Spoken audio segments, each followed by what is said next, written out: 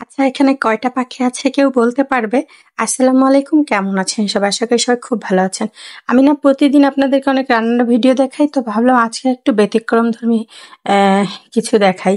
ব্যতিক্রম বলতে প্রতিদিন তো প্রতিদিনের মতো রান্নার রেসিপি তো থাকেই। তো আজকে আমার রান্নার সাথে সাথে আর কারা থাকে দেখেন, আমি রান্নার ঘর থেকে কাকে কাকে দেখতে পাই। এই যে দেখেন এদের এই যে দুষ্টুমি, দেখছেন কি দুষ্টুমিটাই না করতেছে।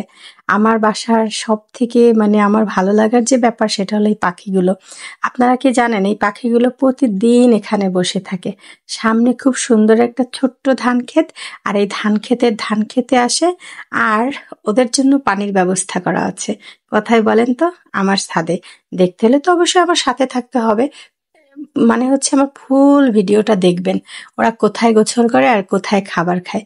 সেটা না দেখে কেউ চলে যাবেন না প্লিজ। এই যে যে সামনে ছোট্ট একটা ধান ক্ষেত দেখতে পাচ্ছেন, এখানে না সব সময় কোনো না কোনো ফসল এখানে আম, লাগানো হয়।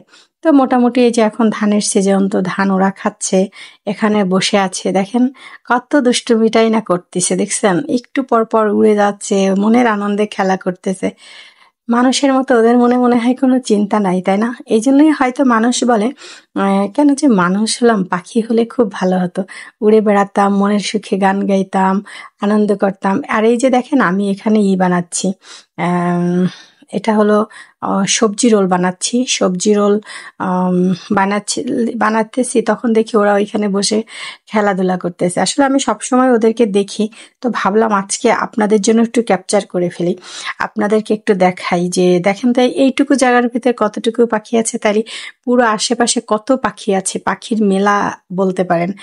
আম, আমার বাসার মানে ছাদের উপরে তাদের কিন্তু গোসল করার ব্যবস্থা আছে, ঠিক আছে? তো সেটাও আপনাদেরকে অবশ্যই দেখাবো। আর এই যে যে ধান ক্ষেত এখান থেকে খায়, হয়তো এই গাছের কোনো পাতায় ওরা ঘুমায় যায়। আবার এখানে একটা কলা গাছ আছে, এই যে দেখতে পাচ্ছেন, ওই কলা গাছে কলার মধ্যে বাসাও বাঁধছে। তো কত নিশ্চিত ওদের থাকা খাওয়ার ব্যবস্থা আল্লাহ করে দিয়েছে, তাই না? রিজিকের মালিক তো আসলে মহান আল্লাহ তাআলা। উম আচ্ছা, পাখি ভালোবাসেন কে কে অবশ্যই জানাবেন। আর পাখির মতো হতে চাই কে কে বলেন তো? আমার তো মনে হয় ওদের মতো আনন্দ কারোর নাই। তো এই যে আমার সবজি রোলটা প্রায় হয়ে গেছে, আর দেখেন ওরা একটা একটা করে এখানে এসে আরো অনেকগুলো জড়ো হয়েছে। দেখা গেছে আমি হয়তো ক্যামেরা অন করার আগে কিছু উড়ে গেছে, আবার আসে বসছে, এরকম আর কি।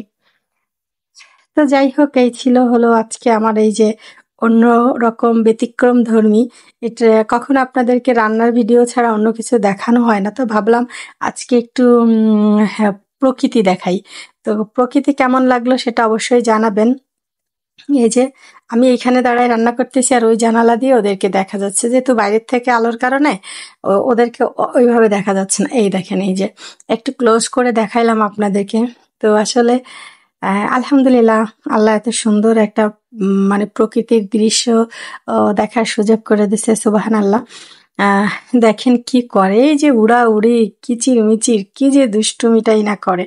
তো এত রোদ্দুরের ভিতরে ওদের তো আসলে উম কোথাও মানে পানির খুবই অভাব আমাদের এখানে। যে পানি এখন লেয়ার অনেক নিচে চলে যাওয়ার কারণে আর মাঠ ঘাট পুরো বিল শুকায় গেছে, হ্যাঁ। তো ওদের তো একটু পানির ব্যবস্থা করা লাগে। এই দেখেন আলহামদুলিল্লাহ, ওদের জন্য আমি এই যে এখানে পানির ব্যবস্থা করে রেখেছি। তো আমাকে দেখে ওরা উড়ে গেছে, এখানে অনেক মানে পাখি ছিল, এখানে গোসল করতেছিল।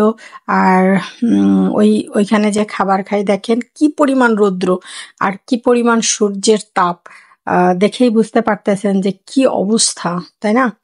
তো যাই হোক, এই যে ওদের ছোট্ট পুকুর দেখাই দিলাম। ওদের থাকার খাওয়ার ব্যবস্থা ভালোই হয়েছে আলহামদুলিল্লাহ। আমার গাছের ফুলগুলো দেখেন, এত কিছু দেখালাম, একটা ফলও কি আমি আশা করতে পারি না? আপনাদের মতামতটা অবশ্যই আমাকে জানাবেন। সবাই ভালো থাকেন আর সুস্থ থাকেন। আম, আমার জন্য দোয়া করেন। এই শোনেন, ফলোটা দিতে ভুলেন না, আর একটা শেয়ার অন্তত করেন। ভালো থাকেন। আজকের মতো এই পর্যন্ত। আসসালামু আলাইকুম। আর আমার পুকুরটা কেমন লাগলো সব